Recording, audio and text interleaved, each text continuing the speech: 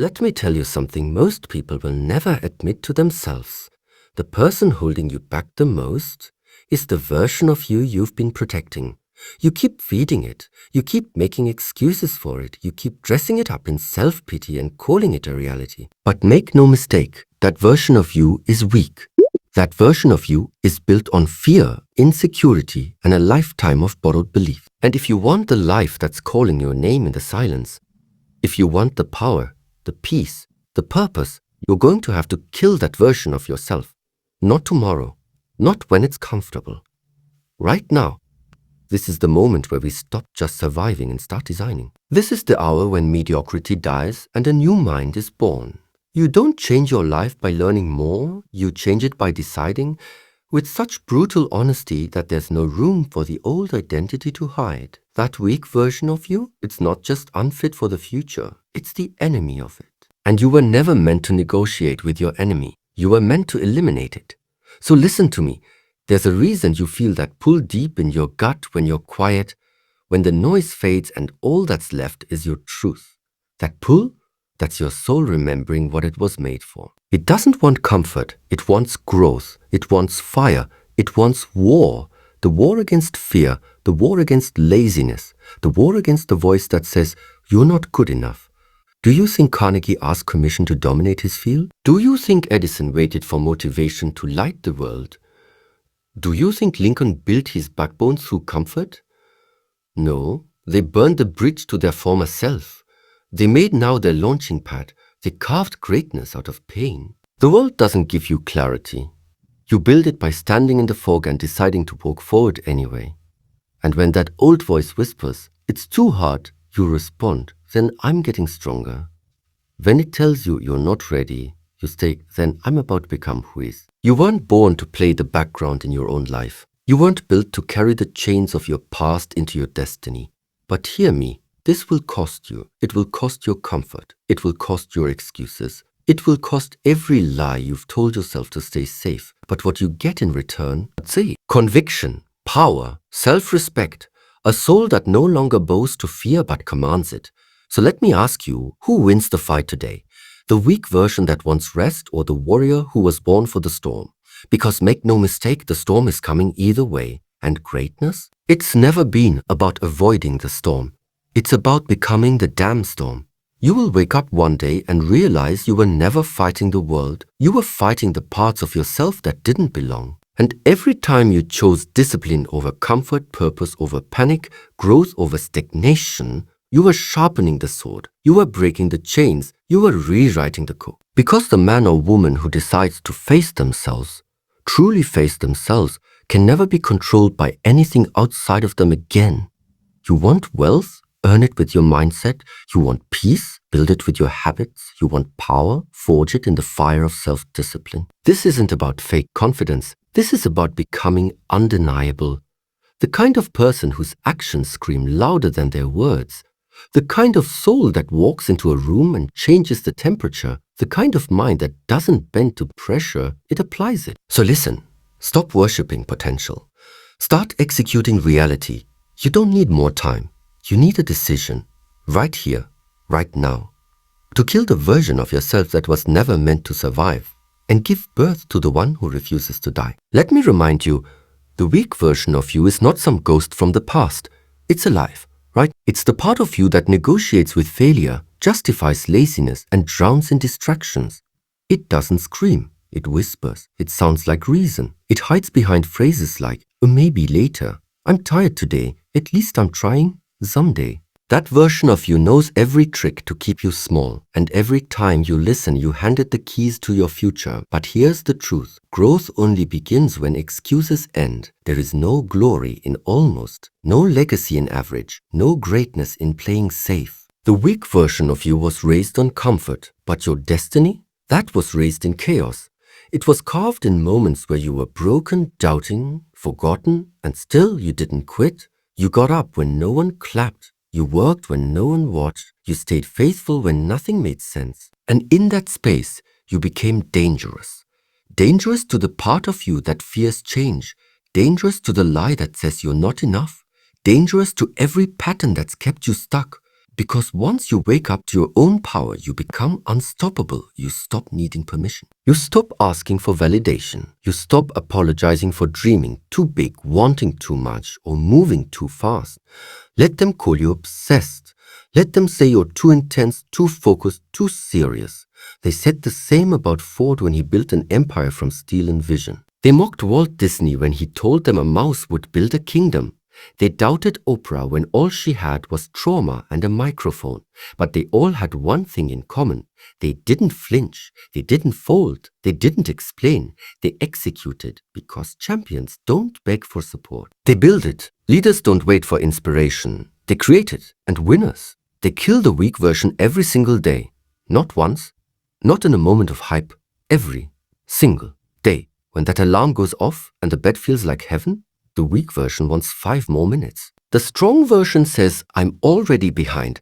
When the world says, take a break, you've earned it, the weak version agrees. The strong version says, not until I've built the life I promised myself. This life isn't for the kind of committed, it's for the obsessed. For the ones who'd rather lose everything chasing their vision than live safely in regret. And if you're still breathing, still standing, still hearing this, that means you haven't even scratched the surface of what you're capable of. But capability without courage is a prison, and the only way out is to confront the mirror, every flaw, every doubt, and decide once and for all that version of me is not who I'm becoming. You burn the ships, you lock the back door, you leave no path but forward. Because the day you stop coddling your weakness and start challenging it, that's the day you reclaim your soul. That's the day the world starts to feel your presence. That's the day your name stops being just a name and becomes a force. You want change? Then kill the habits that belong to the old you.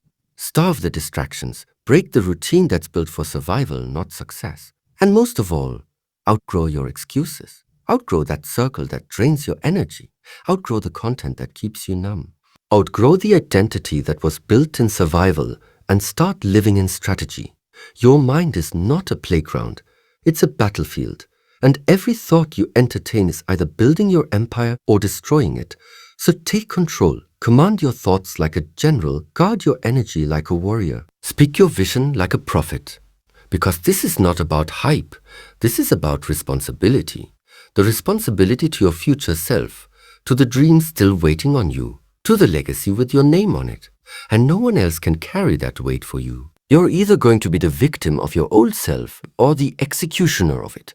And once you make that decision, everything changes. And don't you dare think for a second that this path will be easy. It will test you. It will strip away every illusion you've ever clung to. It will make you question your sanity, your strength, your very soul. Because transformation isn't gentle, it's violent. It doesn't ask permission. It burns down the old foundation so the new one can rise. You will lose people, you will lose comfort, you will lose parts of yourself that once felt like home. But that's the price of power, that's the price of peace. That's the cost of waking up and refusing to be ordinary. You think you can just casually stumble into greatness? That you can tiptoe into purpose without being cut by the sharp edges of discipline? No, you're going to bleed for this. You're going to sweat, cry, and scream for this.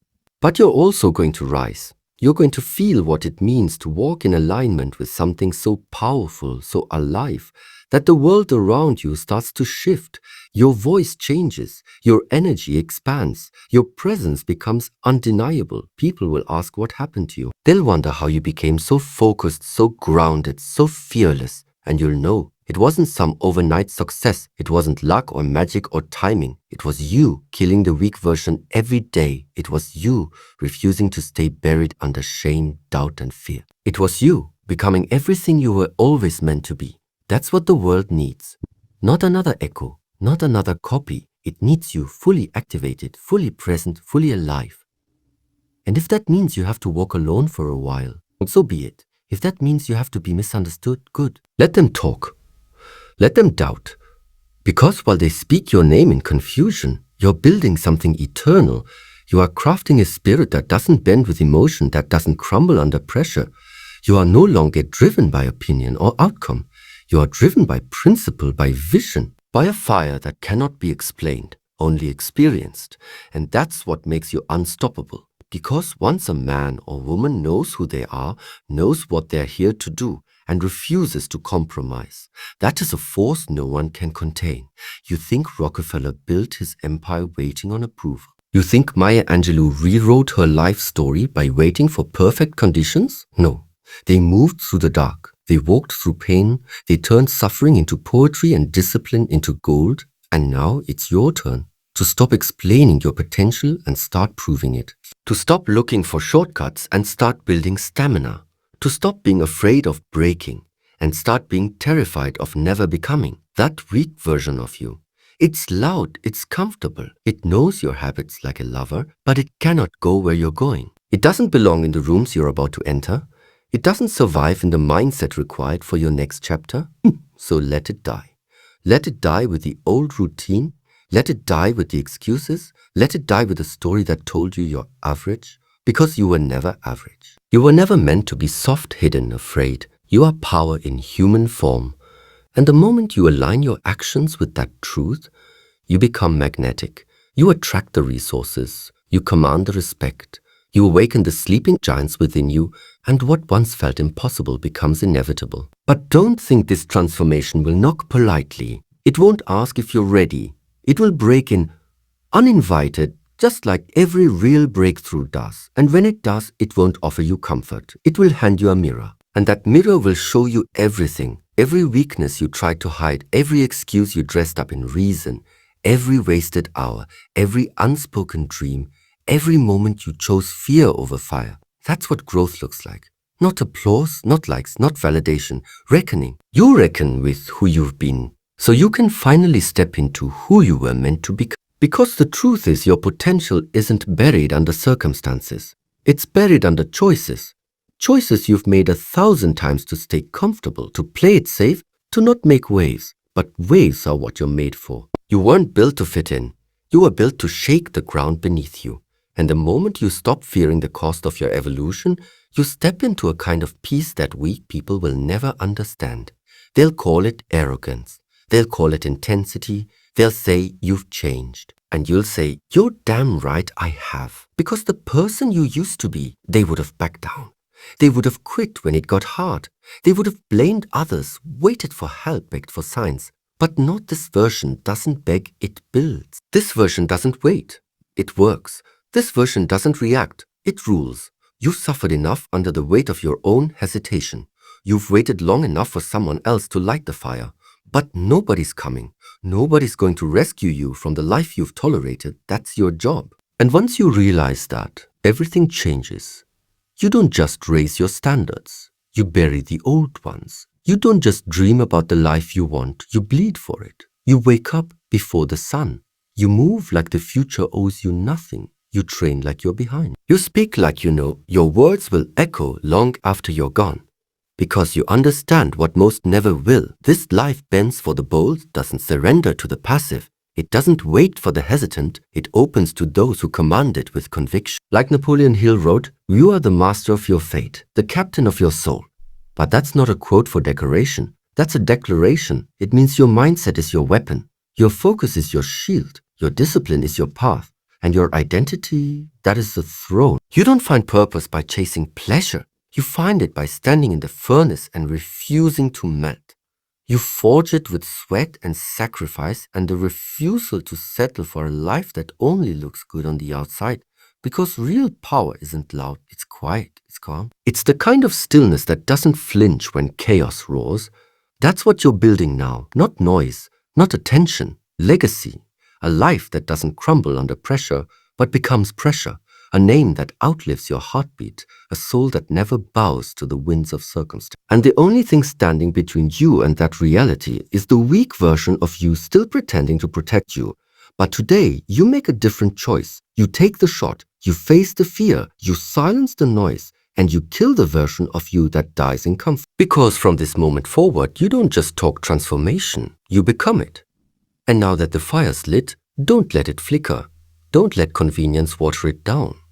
Don't let distractions seduce it back to sleep. You've touched the edge of your potential now. Don't retreat, advance. Because once you've awakened the warrior, you can't go back to being a wanderer. You can't go back to soft mornings filled with doubt and scrolling. You can't go back to the version of you that feared silence, avoided challenge, and lived for approval. That version is a ghost now. You buried it with every rep, every journal entry, every hour no one saw.